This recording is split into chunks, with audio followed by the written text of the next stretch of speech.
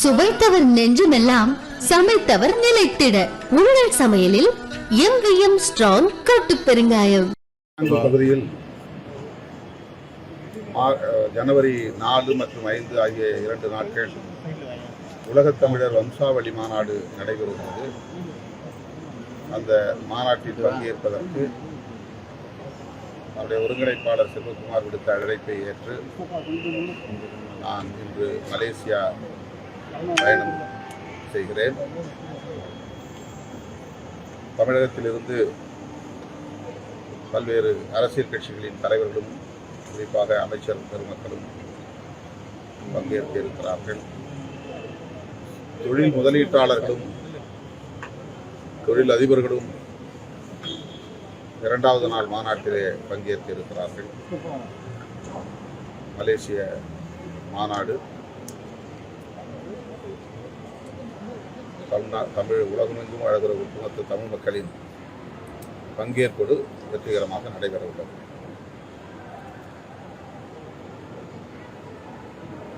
தமிழகத்தில்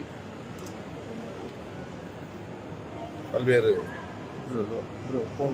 இடங்களில் பெண்களுக்கு எதிரான வன்கொடுமைகள் அவ்வப்போது நடந்துள்ள சூழலில் அவர்களுக்கான பாதுகாப்பை உறுதிப்படுத்த வேண்டும் என்று விடுதலை சிறுத்தைகள் கட்சி அவ்வப்போது தமிழ்நாடு அரசுக்கு சுட்டிக்காட்டியிருக்கிறோம், வேண்டுகோள் விடுத்திருக்கிறோம். அந்த வகையிலே அண்ணா பல்கலைக்கழக வளாகத்தில் நடந்த பாலியல் வல்லுறவு, அதில் தொடர்புடைய குற்றவாளி கைது செய்யப்பட்டிருந்தாலும் கூட அந்த குற்றச் செயல் பெரும் அதிர்ச்சியை, வேதனையை உருவாக்கியிருக்கிறது. பள்ளி, கல்லூரி மற்றும் பல்கலைக்கழக வளாகங்களில் விடுதிகளில் தங்கி பயிலும் மாணவிகளுக்கு உரிய பாதுகாப்பை வழங்க அரசு கூடுதல் கவனம் செலுத்த வேண்டும் என்று வலியுறுத்துகிறோம்.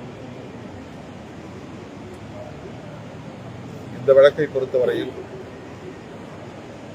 கைது செய்யப்பட்ட நபரையும் தாண்டி ஒரு சிலர் அதில் ஈடுபட்டிருக்கக்கூடும் என்ற சந்தேகம் வலுவாக உள்ளது.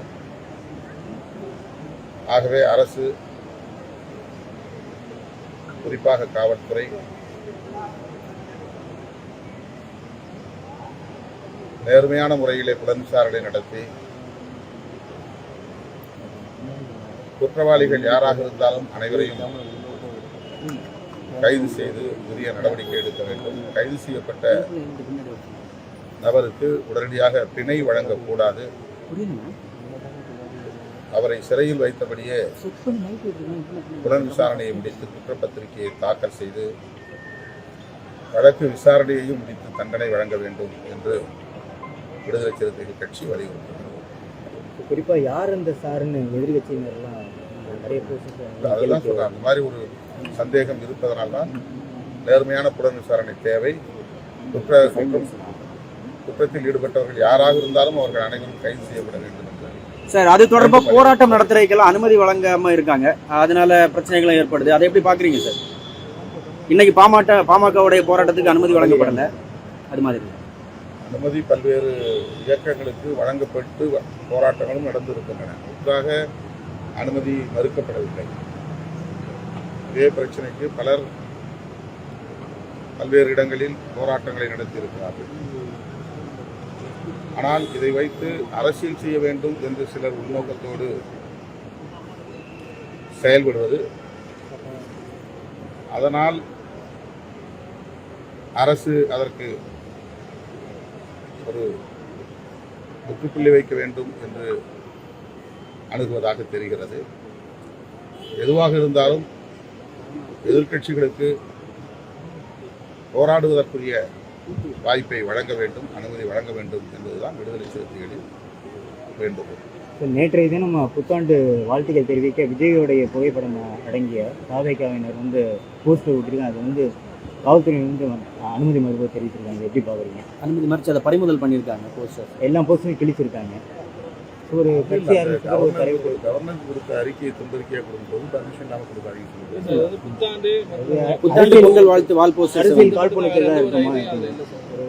தெரியல. நீங்கள் நாம இல்லை அந்த மாதிரி எங்கே நடந்துச்சுன்னு தெரியல. பழம் தாங்க பழம் அதெல்லாம் நடக்கக்கூடாது.